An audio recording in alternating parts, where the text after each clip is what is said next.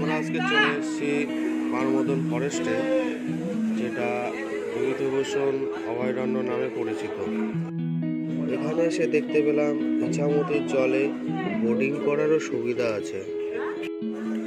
আমরা দেরি না করে দুটো টিকিট নিয়ে উঠে পড়লাম এই বোটে। আমাদের টিকিট নিয়েছিল 50 টাকা করে, যার সময়সীমা ছিল আধা ঘন্টা।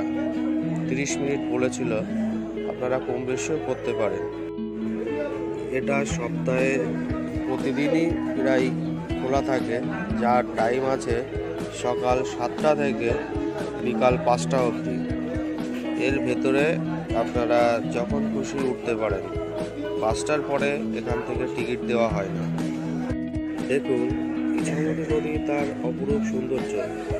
এই ইছামতিকে কেন্দ্র করে একটি উপন্যাস আছে, যেটি লিখেছেন বিভূতিভূষণ বন্দ্যোপাধ্যায়।